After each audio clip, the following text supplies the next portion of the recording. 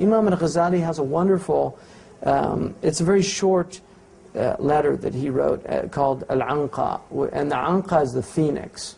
It's the western phoenix, the Anqa Maghrib. It was a bird that they believed only appeared once every 500 years. But in the story, and it's a literary motif that he's using called a Maqamah. But in the story, he talks about how everything in the world has kings. The ants have kings, the queens have kings. The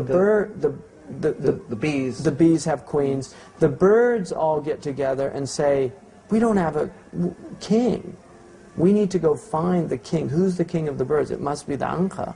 And so they all set out to find the bird. It's an incredibly difficult journey. They're having a horrible time. There's storms, there's wind, there's all these things, and it's so difficult, and they all want to give up.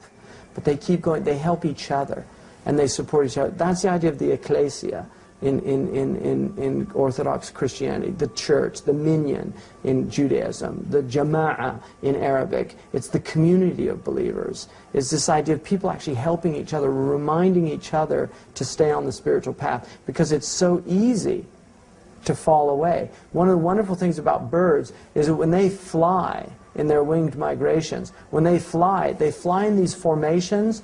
The first one, his wings, their movement creates an actual space in the air that makes it lighter for the next ones. Those then work their wings that makes it lighter for the next ones. The ones at the very ends have a very light trip. So what they do is they rotate. And it enables them to make transcontinental migrations. They literally cross the ocean. People forget that birds cross the ocean. But they do it working together.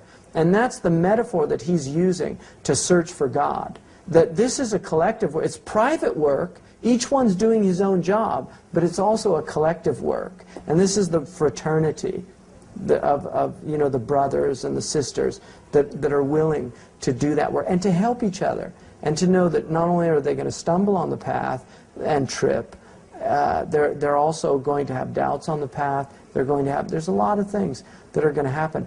But in the end, what's beautiful in this is that the birds, when they finally meet the phoenix, and they're like, look how we've struggled.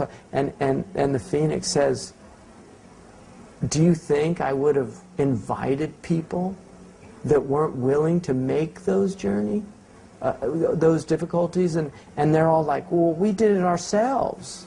See, that's still the ego. The ego hasn't given up. The last thing to go, according to Imam Ghazali, is love of leadership. It's the ego. It's the me. I did this. Look at me. I'm right at the door of God. And he says you can't get in until you give even that up. And so he mapped it out. And now the other thing that's very profound about Imam Ghazali, I think, is that he's reminding us that this is science. It's science. This is experimental science. You want the results? Just replicate the experiment and you'll get the same results. You want to know God? Here's the path. I've mapped it out for you. Set out on the journey. I promise. Man sara ala dar wasal. If you set out on the journey, you'll arrive.